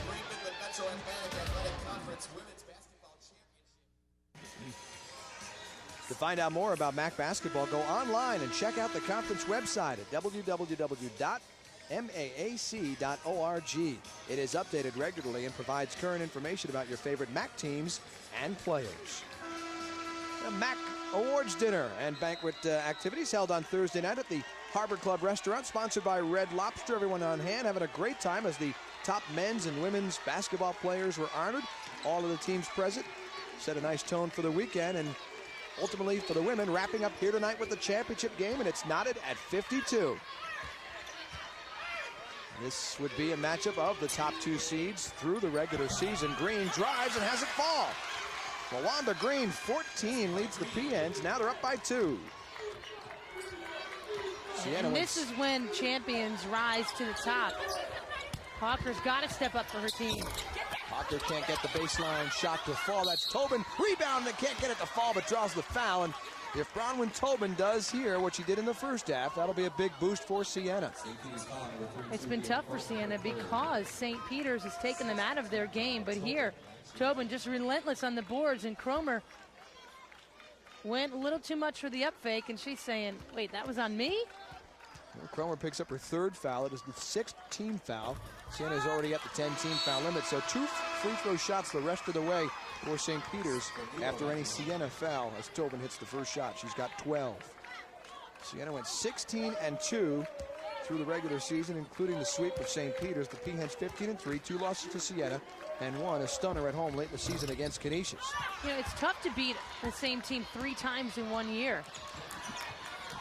And with Siena taking both regular season matchups, the advantage is really to the Peahens. They got a lot to fight for here. James to Green, under 7 minutes to go. Cromer inside, and Hawker was actually struggling because Tobin had fallen down and Hawker was off her balance defensively. Nice job by Cromer to realize it and knock it down. 56-53 St. Peter's. Well, Siena hasn't played from behind much in this tournament, but they are in that hole right now. Hawker can't get it to go off the glass and rim, and then goes and draws the foul. Credit that play to Mercy Aghetto. Forced Hawker to take a tough right-handed shot a little bit further away than she wanted. And then as soon as the shot goes up, she turned and boxed. See, she's a little bit further out, but not a bad move. Too high off the glass. But Aghetto maintained that inside position. Hawker perhaps a little bit frustrated with a silly foul. And you don't want to pick up your 4th foul on something like that. Mercy Aghetto at the foul line. 2 of 4 there today, trying to extend the 3-point lead off the rim. No good. Aghetto, the junior from Queens, was here 2 years ago among the Peahens cutting down the nets after they beat Niagara in the finals. And St. Peter's at that point finished off a perfect run through the regular season, unbeaten through the regular season and the tournament. That's never been done. Aghetto can't get it, and Marchese with a big offensive rebound after 2 misses. St. Peter's is just crushing Siena on the boards. I mean, those are rebounds that you've got to come up with if you've got the inside position. And fortunately right now for Siena, a foul is just called on Cromer. Clear out foul on Cromer, and that's her 4th foul. So after 2 points in the first half, she now has 13 in the game, and we go the other way. That is the 7th on St. Peter's. It's a 1-1. Fans, you can be part of the 2000 NCAA Division I Men's Basketball Championship as the MAAC, Canisius College, and Niagara University host the East Region 1st and 2nd round games here at Marine Midland Arena next year on March 17th and 19th. For ticket application information, call 716-819-NCAA. Colleen Hurden steps to the foul line. This is a 1-1 situation. There's one, she'll get another. Well, now every time there's a foul, they're going to go to the free throw line, and the way you win games, you win it on the free throw line. And unfortunately for Siena, they're only a 64% free throw shooting team coming into this tournament. Well, that time Hurden knocks them both down. Yeah, Siena was 9th in free throw percentage in the league. This is where mental toughness comes into the picture, Howard. I mean, this is what it's for. This is what you work so hard all season long for. You can't let it slip away by something as silly as a free throw. Marchese, shot fake, looking inside. Marchese, the senior, takes it herself, leaves it up the back of the rim. Holly Wickstrom fighting for the rebound, comes loose to Marchese.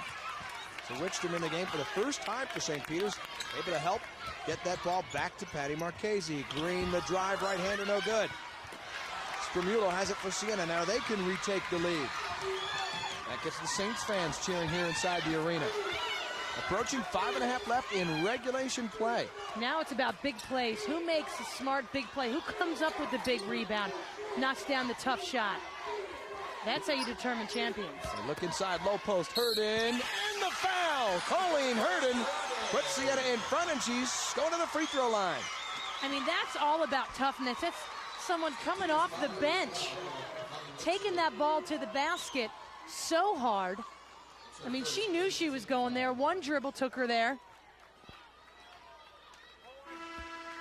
You got a body up down low there. When you give the offensive player any space, that gives them the opportunity to move. You got to body up and not let them turn. If anything, force them to the middle where you can have some help double teaming. Well, Mike Grinelli says the heck with 4 fouls. He needs Cromer inside, so Cromer comes in with that 4 personal fouls. Off the miss, it's tapped out of bounds by Mercy Aguero, they'll say, so Siena has another possession. And Grinelli, gotta love him. Expression doesn't change at all. Over 500 wins in his stellar coaching career at St. Peter's. Spermulo on the drive off the glass, no good. Rebound off of Colleen Herden, and now a whistle and a foul on the play as bodies hit the floor. And we've talked all weekend long about how hard Spermulo plays and how she's always going hard and doesn't know how to slow down. Well, you know what? This is where you have to slow down. A tough move, doesn't get it to drop. The ball flops around.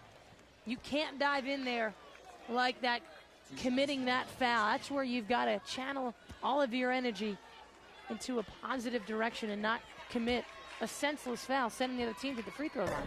2 shots for Marchese, an 80% free throw shooter, now 3 of 3 on the line this game. The game again tied at 57.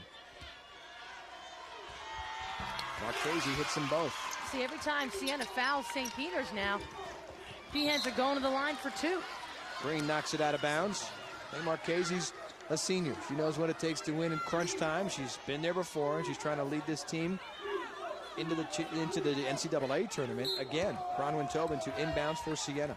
Baker has it, has done a good job. No pressure this time, but has done a good job of breaking the St. Peter's pressure when it's been there. Well, that's because Green backed up to kind of be the center fielder, because Tobin would have had a wide open layup because she could beat Cromer in the full court foot race. Baker tries the foot race, cut off by Green, fadeaway jumper, no good. Aguero grabs it for the Peahens. See, in crunch time, you can't go down to just doing one-on-one stuff. You got to stay with what got you here. That's good team offense. But again, credit St. Peter's for limiting them and then getting on the defensive boards. Dames and Green, down low, Cromer tipped by Herden, rolls to Dames. Marchese open for 3, in and out. Rebound Herden. Well, you could bet Gina Castelli and the Saints were holding their breath on the bench when Patty Marchese had an open look for 3. Under 4.5 to go. Siena with the ball, down 1, Baker, baseline, lays it up and in. That is a big-time move. Baker recognizing there's no weak side help, no one in the low post, and you can't stay with her. She's just too quick. Second team All-MAAC, Sasha Baker puts them in front by 1, and now Spermulo picks up another foul, and I love her enthusiasm, Megan, but you can't take a foul at half court, and especially when you're in the 2-shot situation. Well, it's about being smart and making wise decisions, and she's not happy with herself. I mean, and sometimes your greatest strength can be your greatest weakness, and Castelli loves the fact that she works so hard. She's always diving and getting after it, but you know what? You can't do it with 4 minutes to go in the championship game and put the other team's best free throw shooter and senior leader on the free throw line. Especially not there. Now, if you're in the paint and maybe it's a shot attempt or something, I don't know. But if they're not going to beat you at the timeline. I mean, look how many times St. Peter's has gotten to the line. Marchese's now hit 6-7 straight free throws. She's got 13 points. It's a 1-point Peahens lead again. Marchese knocked down on the screen by Herden. Oh, it was a devastating screen. It was totally clean, and she just, talk about clean, she cleaned her clock. Now, you can't say these two teams don't want this championship badly. They're playing like it tonight. McLaughlin inside, Herden over, Cromer up the glass and in. She continues to make big play after big play. Colleen Herden off the bench, the junior. Only averages 6 points a game, but she is playing. She's at 6 right now after that. Yeah, playing with no fear. Restored a 1-point lead for Siena. Dames' drive is knocked away, I believe, by Tobin. Baker slaps it to Erin Boland. Nice play defensively for the Saints. 3:15 to go and counting. McLaughlin looks to the bench, gets directions from Gina Castelli. Melanie Hawker will check in at the next whistle. She's at the scorer's table. Baker looking for some screens. Herden pops out. Boland on the wing. She's been quiet for 3s in the second half. Throws it away. Cromer, nice job coming over defensively in front of Bronwyn Tobin. Outstanding defense by Cromer, but you got to credit that turnover more to Erin Boland for not seeing the weak side help. Cromer through the double team, hits it, and St. Peter's is back in front. I love her doing it on the defensive end and then coming up on offense and knocking down the shot. 6 lead changes in the last 2.5 minutes, and a 20-second timeout by Gina Castelli. She had to do that to get Hawker back in the game and not wait for another whistle. 2:40 to go. Cromer now with 15 points, and this one is going down to the wire. It is now a full timeout, so we'll take a break and come back with the exciting finish in a moment on the MAAC Television Network.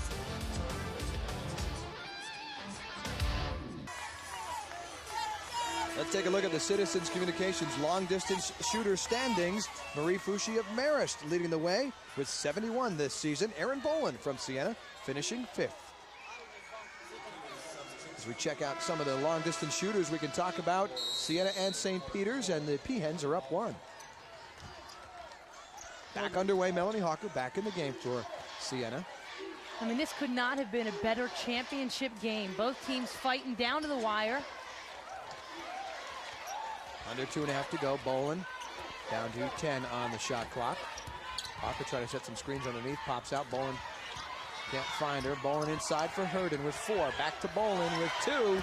Boland with 1, and they will not get the shot off to beat the violation. They didn't hit rim, so the turnover goes back to St. Peter's.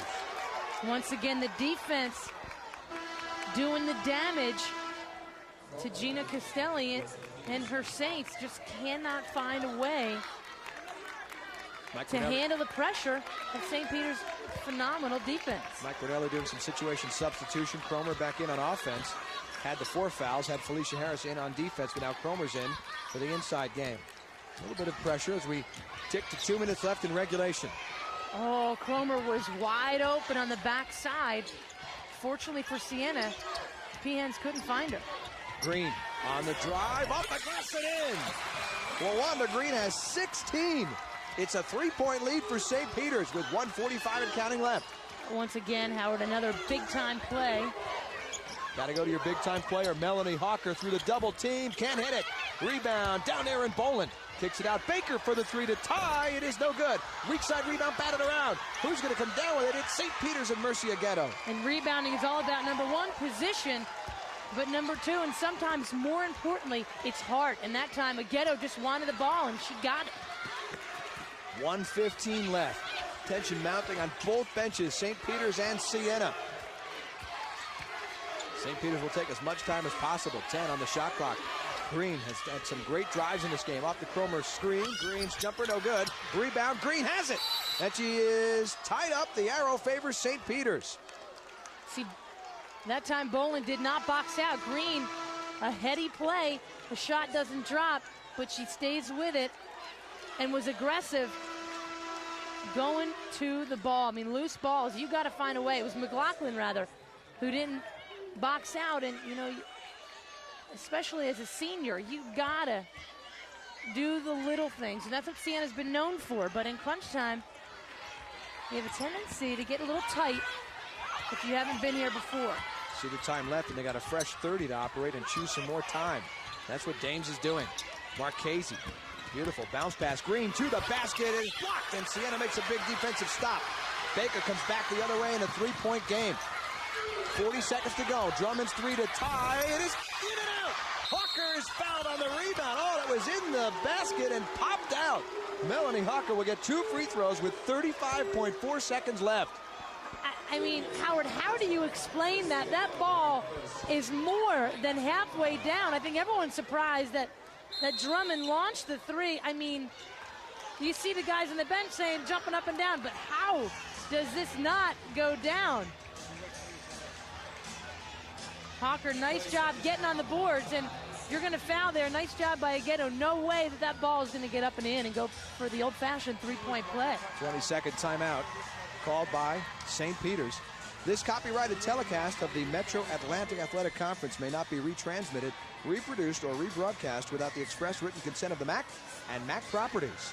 No, Corey Drummond almost hit the 3 to tie this game up. Now it's up to Melanie Hawker to hit 2 free throws and bring Siena back within 1. You know, you use the word almost, and we know that almost doesn't count except horseshoes and hand grenades. And what, you know, if St. Peter's pulls this off as the Siena fans try to cheer on their team, this will be a huge, huge upset, and especially with the fact that St. Peter's came from behind. They were behind most of the game, and Howard, this is the, you know, the best player in the league. You got to knock these down. Hawker misses the first. She's a 63% free throw shooter, but is 1 of 3 at the line tonight. It is still a 3-point lead. One more for the senior from Glandorf, Ohio. In and out. Hawker misses them both, but Baker grabs the rebound. McLaughlin's three is in the air. It is in and out. Siena with another rebound. Baker's three in the air. It is off the rim. No good. Rebound. Agato loses it out of bounds. 25.2 seconds left. That's about as close as you can get to the three. Gina Castelli telling her team, hey, look, telling her, look at the scoreboard. You don't have to get the three. There's 25 seconds left. You can get it two and play defense. Another 20-second timeout. And you know what? She's right. I mean, when that sequence started, there were over 30 seconds left of the game. You don't have to get the three right away. The thing you have to remember is that Siena has never been to the finals. Right. So they're thinking, oh, my goodness, we've got to do this. We've got to do it in a hurry. I mean, they're getting good looks. You can't fault the looks. And as Agato just missed that rebound, you can't panic. You've always got to maintain composure. And Gina Castelli talks about the special group that she's got. A lot of seniors who play key roles on this team. But you've got to make the right play at the right time. And there's 25 seconds left. What do? Do you hold and go for one? No, I wouldn't. I'd try and get a two quickly and then set up some pressure. And if you have to, you foul. Well, you got the best three-point shooter in the league. You got to get her the ball in a position where she's open to shoot it. Well, they are holding. Bolin is the key best three-point shooter, 22 in gold. She's guarded by Dames defensively, and a timeout is called by Gina Castelli with 11.7 seconds left in regulation play. We'll take a break and come back for the final 11+ seconds in the MAAC Women's Championship on the MAAC Television Network.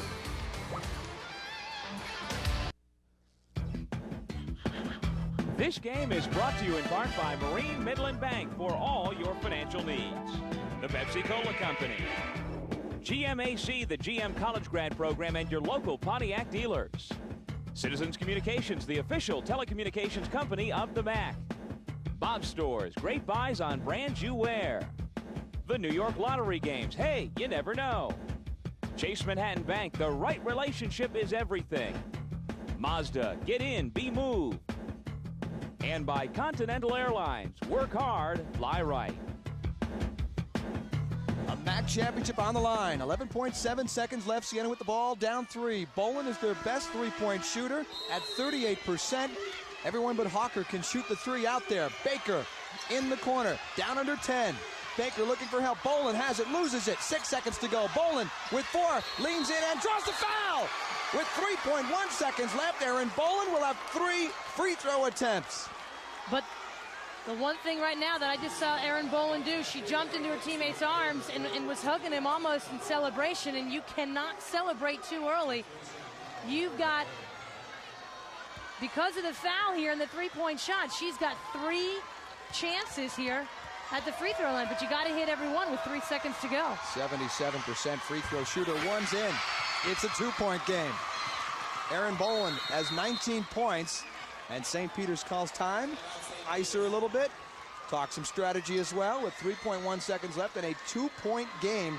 Erin Bolin will still have to make 2 free throws just to force the tie, and then Siena still has to worry about the remaining 3.1 seconds. They'll have to play defense in hopes of forcing overtime.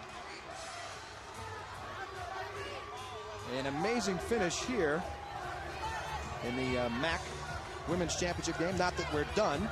There could be regular overtime play. We checked the Mazda MAAC tournament scoreboard, and women, of course, Siena winning by 11 yesterday. St. Peter's struggling, beating Loyola by 6. Men's semifinals today, Siena hanging on at the end over Marist, and St. Peter's upsetting the top seed Niagara.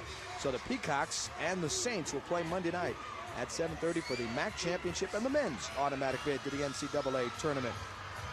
Siena needs 2 more free throws. Now, Bolin at the foul line is now 3 of 3 in the game, but Siena as a team 9 of 18 at the foul line. We mentioned just 9th best in the league. They need 2 more here. It was interesting, as they were coming out from that timeout, Gina Castelli told Bolin to go over to the line, and she stood there and she talked with the other 4 players on the floor. I thought that was interesting. She said, almost like, get away, don't even listen to us. let her concentrate and get into her groove to hit these free throws. High drama here in Buffalo. Number 2 is in the air, no good. Now you almost have to miss this one on purpose and get the rebound. I mean, you score here, it's a 1-point game, but there's only 3.1 seconds left. So Gina Castelli told her just that. Miss the shot. You got to get the rebound and tap it in or get a shot off very quickly. Got to hit the rim.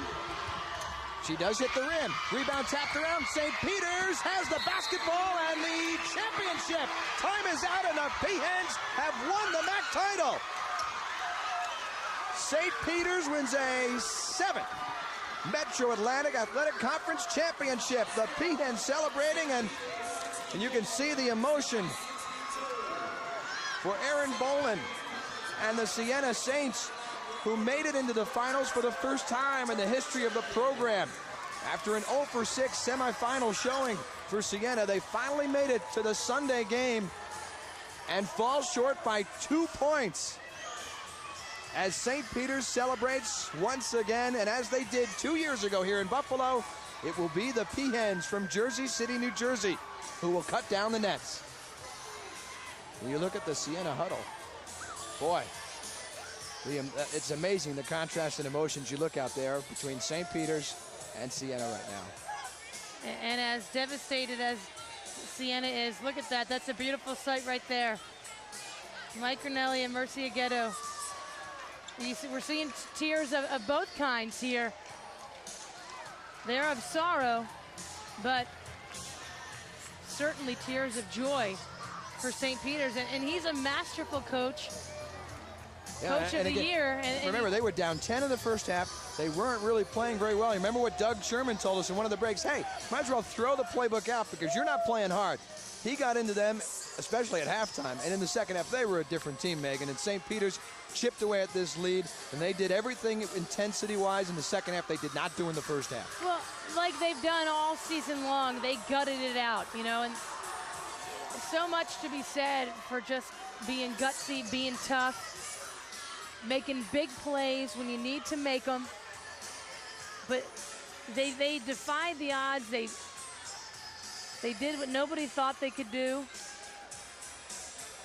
And they deserve it because they came up big. We're going to check out the Pepsi player of the game. Leah Cromer for St. Peter's, just 2 first-half points, 13 in the second half, 15 total, 5 rebounds. She had a great game to start the tournament off against Niagara. She finishes with a great game as well, and Leah Cromer is our Pepsi player of the game. And there you see Leah Cromer and Mercy Aguedo. I told you we'd win. And St. Peter's is going back to the NCAA tournament again. We're going to talk right now about the play of the game, the New York Lottery play of the game. LaWanda Green made some big drives in this game, Megan, and she hits a big shot off the drive in the lane right here. And she was hit. The ball was hit by a Siena defender, but what a tough play by Green, who struggled a bit offensively yesterday. But again, the tough players make the big plays, and it crushes you to see Erin Boland, and that's why you can't celebrate too early. And she had such a great career. The senior class had a great, great career at Siena, but this is very difficult for Gina Castelli and the seniors to deal with. St. Peter's 1982, 84, 92, 93, 97, and 99. The MAAC postseason tournament champions. The Peahens are headed to the NCAA tournament after a 64-62 victory over Siena. That'll wrap up our coverage of the MAAC basketball tournament from Marine Midland Arena in Buffalo. For Megan Pattison and Doug Sherman, I'm Howard Simon. Thanks for joining us. Good night from Buffalo, New York.